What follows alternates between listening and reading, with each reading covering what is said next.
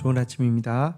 스바냐서 1장 7절에서 13절 말씀 보도록 하겠습니다. 7절 주 여호와 앞에서 잠잠할지어다. 이는 여호와의 날이 가까웠으므로 여호와께 희생을 준비하고 그가 청할 자들을 구별하셨습니다. 8절 여호와의 희생의 날에 내가 방백들과 왕자들과 이방인의 옷을 입은 자들을 벌할 것이요. 9절 그날에 문턱을 뛰어넘어서 포학과 거짓을 자기 주인의 집에 채운 자들을 내가 벌하리라. 자, 스바냐는 주 여호와 앞에서 잠잠할지어다라고 선포하면서 이제 그들의 상상을 초월하는 무시무시한 진노의 심판이 시행될 것이다라고 이야기하고 있습니다. 그날이 바로 여호와의 날입니다. 이스라엘 백성들은 계속 자기들의 신앙의 모습은 돌아보지 않고 무조건 여호와의 날은 자기들에게 승리와 구원의 날이 될 것이라고 헛된 확신을 가지고 있었는데요. 하나님은 내가 기독교인임내 한다고 여러분들 무조건 무슨 승리와 구원을 주시는 거 아닙니다.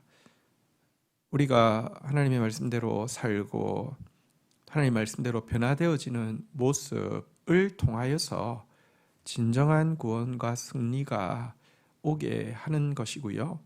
또 우리가 하나님 말씀대로 살고 우리가 하나님 말씀대로 변화되어진 모습이 세상 사람들에게도 구원이 되어지고 참 저렇게 살면 실패일 줄 알았는데 저 삶에 진짜 기쁨이 있고 승리가 있구나 하면서 세상 사람들에게도 세상이 알지 못하는 승리의 길을 주는 것이 여러분 기독교의 승리이지. 기독교인들 비신자들이 바라볼 때 자기들보다 말만 그럴듯하지 자기하고 다를 바가 전혀 없는데 그러면서도 자기들은 구원받은 사람이라고 하고 하나님은 자기들만 위한다고 하던데 그들이 잘 되는 거 보고 비신자들이 보면서 저게 구원이구나 저게 승리구나 생각하겠습니까? 그런 하나님이 아닙니다. 어쨌든 그들이 기다리던 여호와의 날은 구원의 날이 아니라 무시무시한 심판의 날이 될 것이다 라고 이야기하고 있고요. 희생을 준비하시고 청할 자를 구별하셨다라고 이야기하면서 이제 이스라엘이 그 앞에서 심판받을 것이고 이 심판을 위한 도살자가 준비되어져 있다. 바벨론이 심판을 위한 도살자로 준비되어 있다. 이렇게 이야기합니다. 그러면서 제일 먼저 이날에 심판이 임하는 원흉으로 사회의 지도층을 먼저 뽑고 있습니다. 이전에 나온 바대로 유다 방백들 그리고 왕자들 이들은요 사실은 이방인의 풍속을 따라하기 위해서 의복도 이방인처럼 입고 있었습니다. 또 이방의 종교의식을 모방함으로 말미암아 주위에 힘있는 나라들의 호의를 받아서 자신의 기득권을 지키려 하는 사람들이었습니다. 이들 잘못된 사회 지도층이 또 이 심판을 불어오는 원흉이다라고 하고 있고요. 이 지도층의 하수인들이 하고 있는 일은 그 9절에 보니까요. 문턱을 뛰어넘어서 포악과 거짓을 자기 주인의 집에 채우는 자들이라고 표현하고 있습니다. 문턱을 뛰어넘는다는 것은요. 가난한 백성들의 그 바운들이 그들의 삶의 터전으로 침입해 들어가서 도둑질하고 약탈하고 학대하는 것을 서슴지 않았고 그것으로 주인의 곳간을 채우고 그것으로 또 자기들이 실력을 인정받아서 있던 기득권층의 하수인들을 이야기하고 있습니다. 이들은요 하나님의 법과는 전혀 상관없었고 하나님보다는 이방 국가를 의지하고 있었고 그의 힘을 가지고 백성들을 섬기는 것이 아니라 폭력으로 착취로 얼룩지게 하고 있었던 것입니다. 이들을 향해서 이들 때문에 심판이 임하기도 하고 이들을 향해서 하나님은 더 엄중한 심판으로 심판하실 것이라고 말씀하고 있는 내용입니다. 10절입니다. 나 여호와가 말하노라 그날에 어문에서 부르짖는 소리가 제2구역에서는 울음소리가 작은 산들에서는 무너지는 소리가 일어나리라. 자, 이제 스바냐는 여호와의 날에 임할 그 심판의 모습을 아주 그림 그리듯이 자세히 묘사하고 있습니다. 대적들이 먼저 어문이라고 부르는 그 물고기 문이라고 부르는 이 어문을 깨뜨리고 쏟아져 막 들어오게 될 것입니다. 어문은 이스라엘 그 성읍에서 북쪽에 있다고 볼 수 있는데요.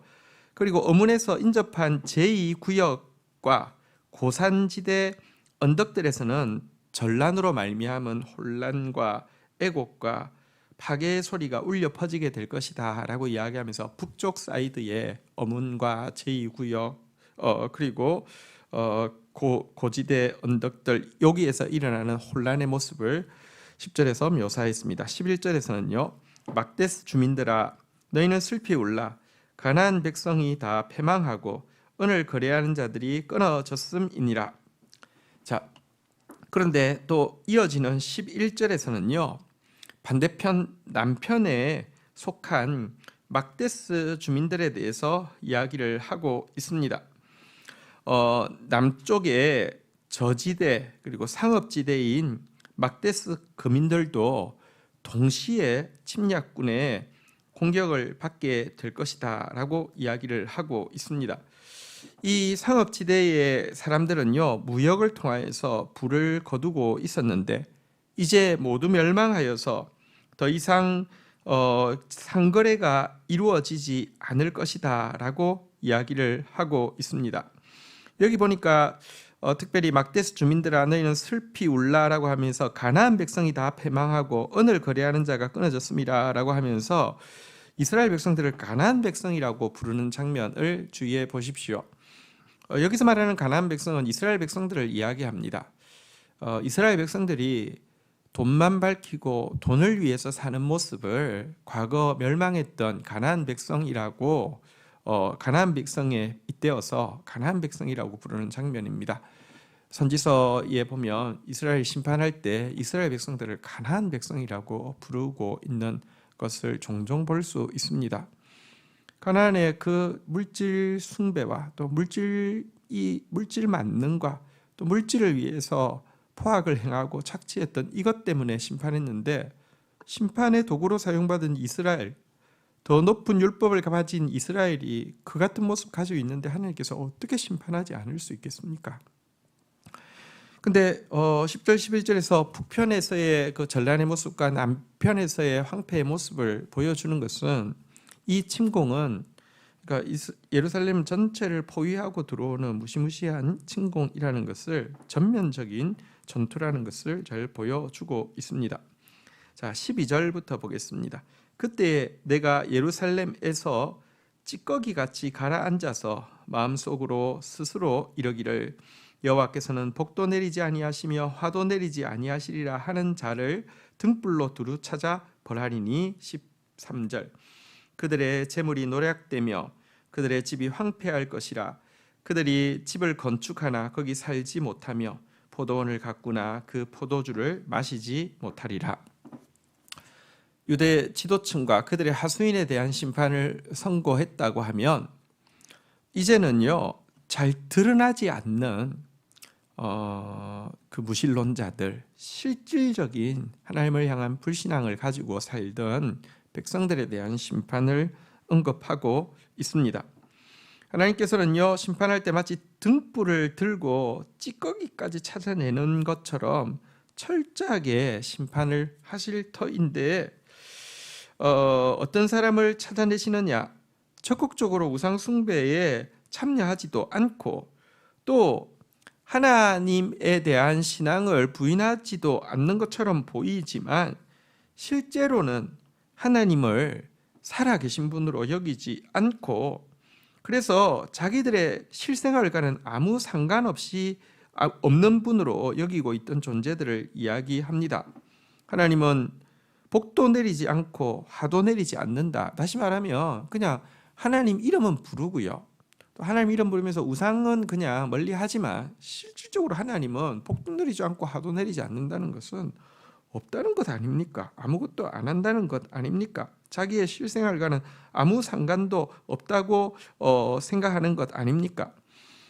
왜 이런 실질적인 무신론에 빠졌을까요? 13절에 보면 그들의 재물이 노략당한다 이렇게 이야기하고 그들의 집이 황폐할 것이다 이렇게 이야기하면서 집을 건축하나 거기 살지 못하고 포도원을 가꾸나 그 포도주를 마시지 못하리라. 여기 재물, 집, 또 집, 포도원, 여러분 사실 실질적인 무신론은 하나님 계신다 안 계신다 생각하지 않고 그냥 습관을 따라서 신앙생활을 하지만 그들의 모든 관심은 자기 집, 자기 재물, 자기 포도원에 다 가 있는 사람이라는 것입니다.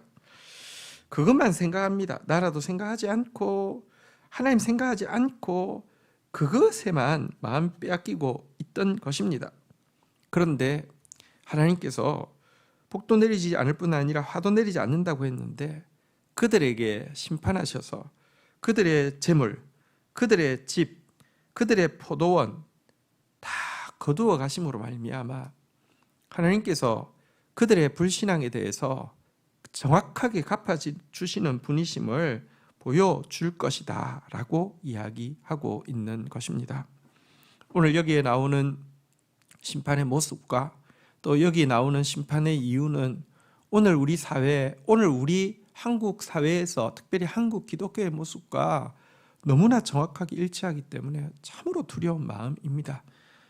이 말씀 앞에서 우리가 요시야처럼 또 요시야의 영향을 받은 다니엘을 비롯한 요시야 키즈들처럼 그리고 이렇게 외치는 스바냐와 또 예레미야처럼 우리라도 돌이켜야지 민족의 소망이 있습니다.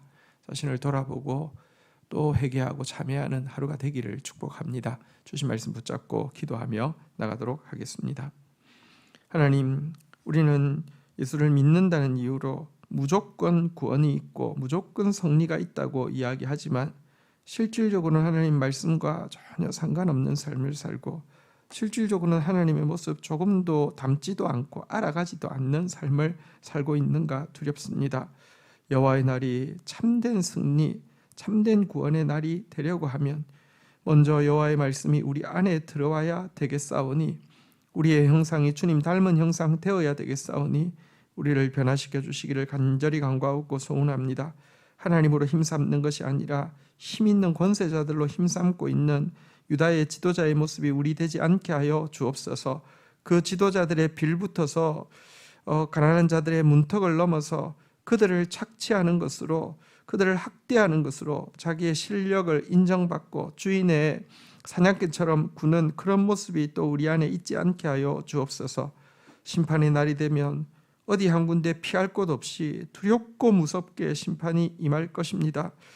또 겉으로 크게 드러나는 배도자처럼 살지 않는다 할지라도 하나님 복도 내리지 않고 화도 내리지 않는다라고 하며 찌꺼기처럼 마음속으로 불신앙을 살아내며 온통 관심이 재물과 또 집과 소유에만 가 있는 그런 신자의 모습이 우리가 되지 않도록 도와주시옵소서. 먼저 하나님의 나라와 하나님의 말씀을 구하는 자 되어지게 하여 주시고 특별히 이 험악한 시대 가운데 나라를 위하여서 민족을 위하여서 기도하고 울며 하나님의 긍휼을 덧입는 저희들 되어질 수 있도록 은혜를 베풀어 주시옵소서. 우리를 불쌍히 여겨 주옵소서. 한국교회를 불쌍히 여겨 주옵소서. 나를 불쌍히 여겨 주옵소서. 예수 그리스도의 이름으로 기도 올립니다. 아멘.